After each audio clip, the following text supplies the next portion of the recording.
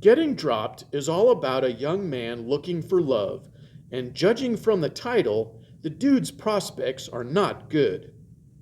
The Idaho Statesman, December 16th, 1996.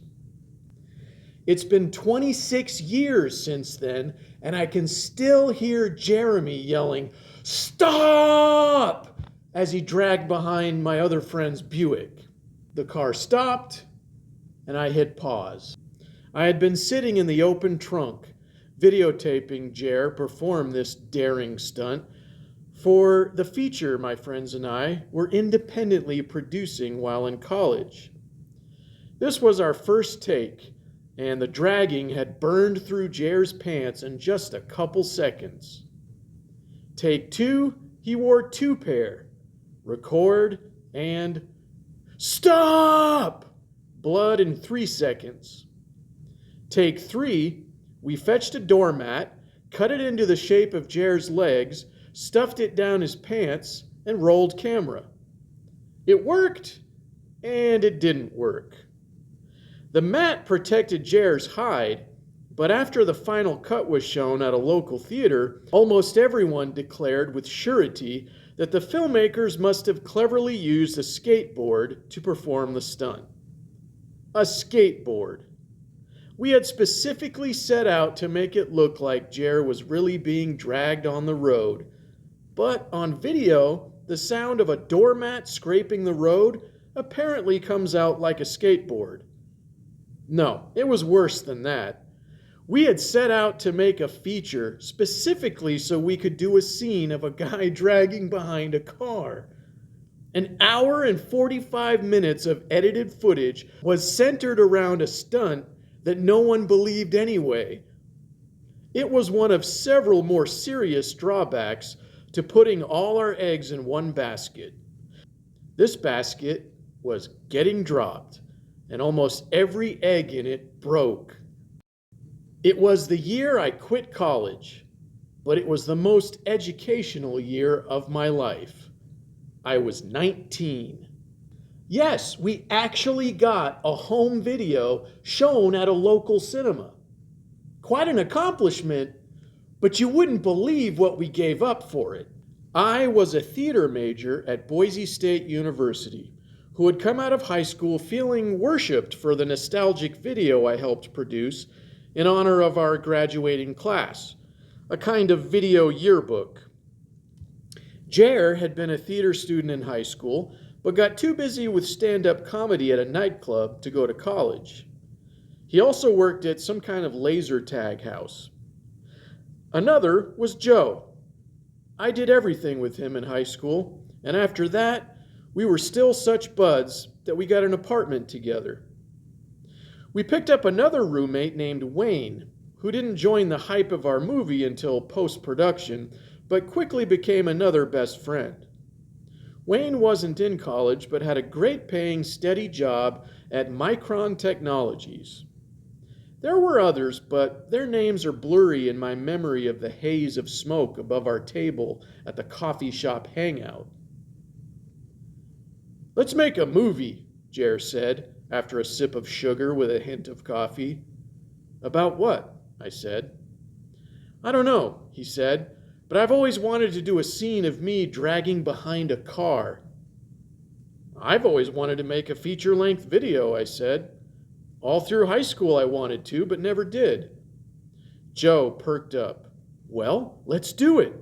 We can work in a scene of Jer dragging." "So what's it going to be about?" I asked. "What about that idea for a feature we had in high school?" Joe asked. He and I had made at least a dozen short videos together, and we still carried around a mental list of potential plots. "Nah," I said. "That was for an action movie. If we're going to do this, we really ought to do a comedy." I was leaning back, but then I put my elbows on the table in an authoritative pose. "Here's the thing. No matter what we do, no matter how well we do it, it's gonna look a little cheesy, simply because we'd shoot it with a home video camera. So we better give our audience something else to laugh at. A drama or action story Just won't be believable because of our limited equipment. Joe formed an evil grin. Let's give the main character the worst luck in the world. We both loved slapstick. Jer lifted an eyebrow. Let's make him a struggling actor. Joe looked at me. Okay, who's gonna play him? This was the moment of truth. It was understood that I had the final say, since I owned the camcorder and the dream to be a director. Joe and Jer dreamed of being actors. No matter who got the lead role, they would both get plenty of experience because the other would be the supporting actor. But I still felt put on the spot. Joe had been my best friend for 3 years. Jer had just started hanging out with us, but I already liked him as much as Joe. I decided to act professional and chose Jer since he had theater in high school. Then he said, Joe can play my best friend who's totally suave, completely opposite of the main dude. The movie was written as we shot it. There was no finished script before shooting began. No.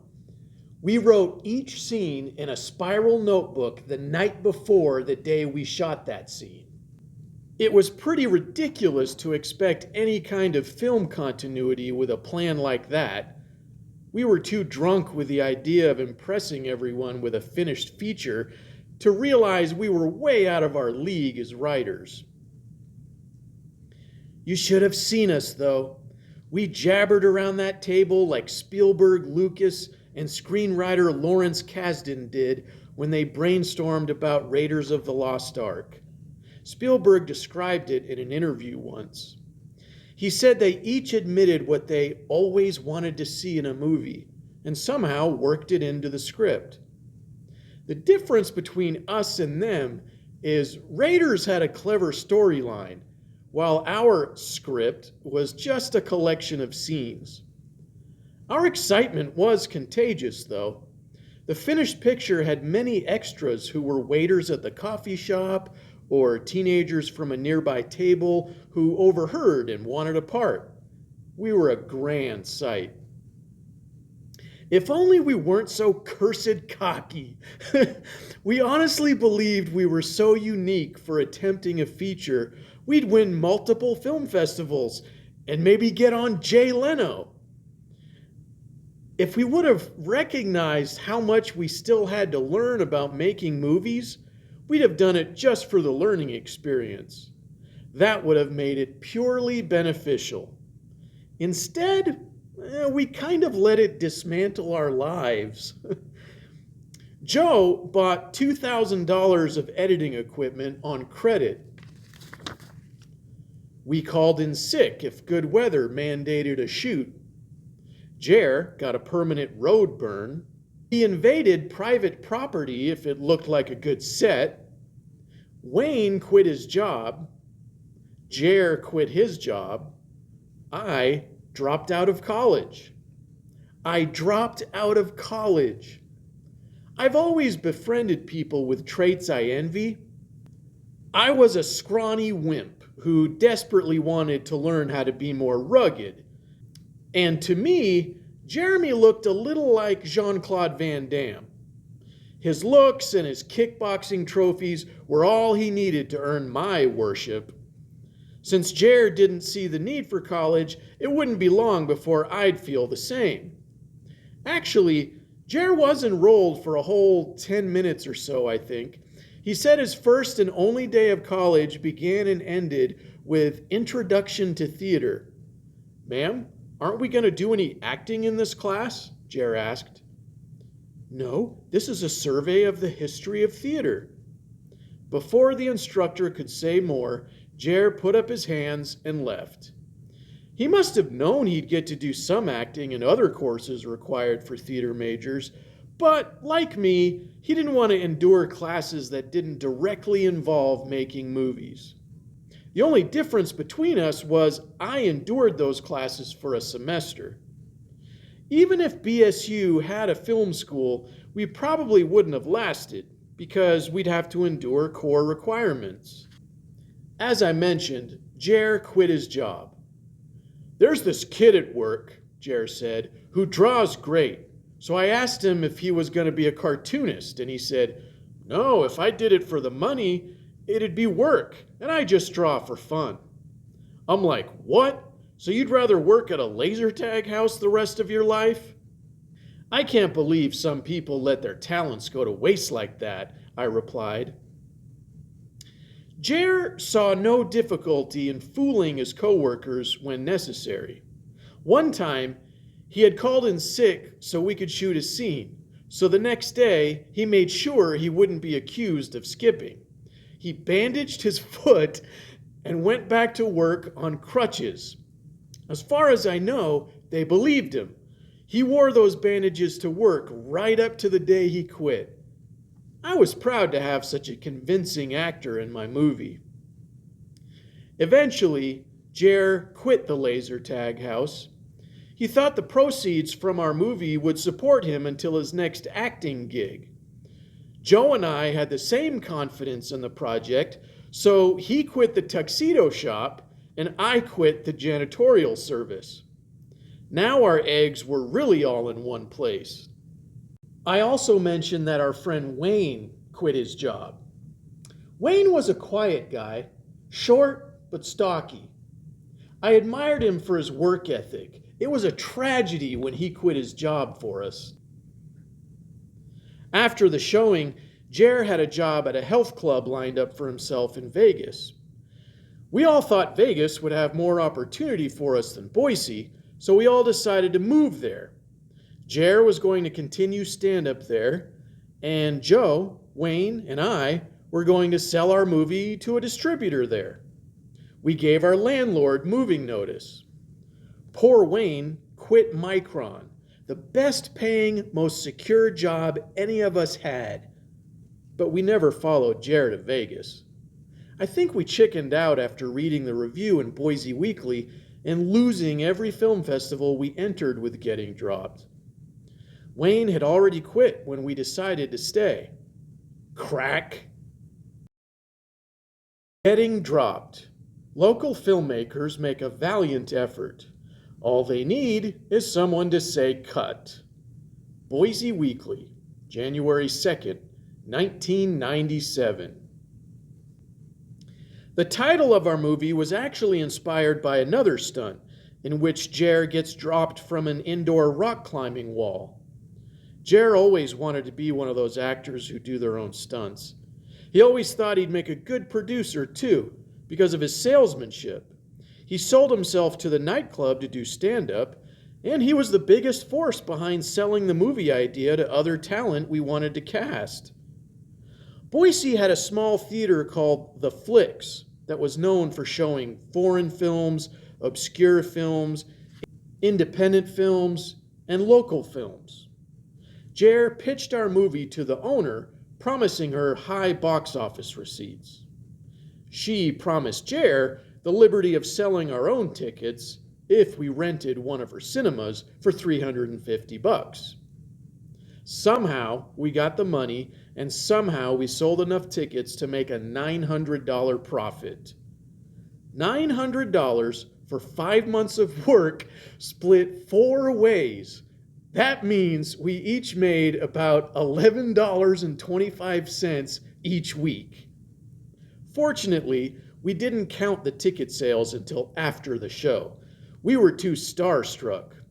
For me, seeing most of the seats filled was better than winning an Oscar after a long career of movie making. Why?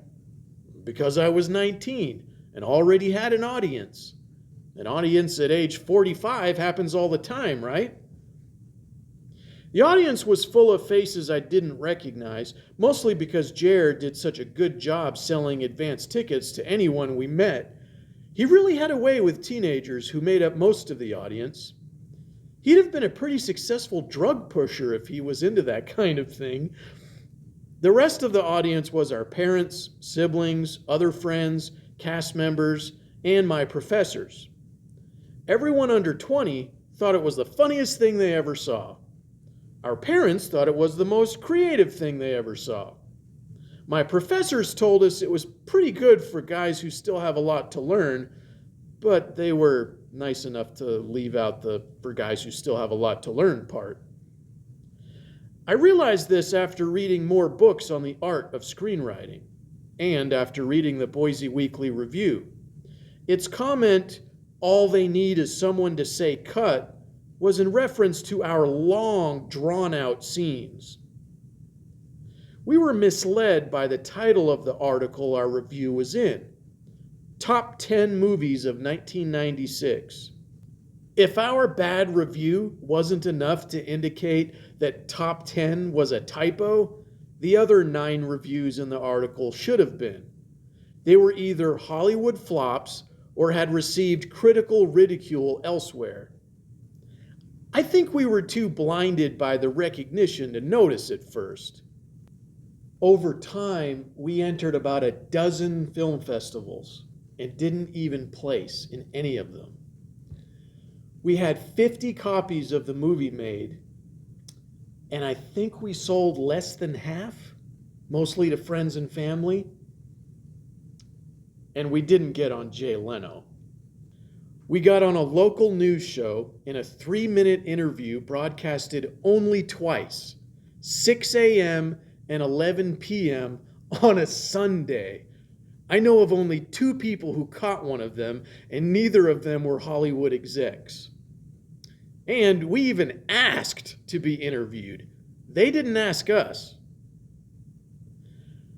I gave up college for $11.25 a week. When my share dried up, I was unemployed and had a $2,000 student loan to look forward to paying back. Of course, that's all water under the bridge now. At the time of this recording, those events were 26 years ago. Every time I think about my first year of college, when all my eggs were getting dropped, I want a reunion. I had fun being educated by my experience with those guys. I'm sure a lot of young people talk over coffee about starting a band, making a video, etc., but most of them lose the desire by the next morning. I'm proud to say, we actually did it. I'm still amazed at the power Getting Dropped had in bringing us together. I had known both Jer and Wayne only moderately in high school, so there was really no reason for us to start hanging out after graduation. Not until we talked about making a feature. I don't pretend to fully grasp the psychology behind our decisions back then, but what I know for sure is that we formed close bonds with each other like no relationship any of us had had up to that point. I think when men share their dreams together, there's a unique brotherhood. Today, I still don't know any man as well as I knew the creators of Getting Dropped. I'd like to know them again.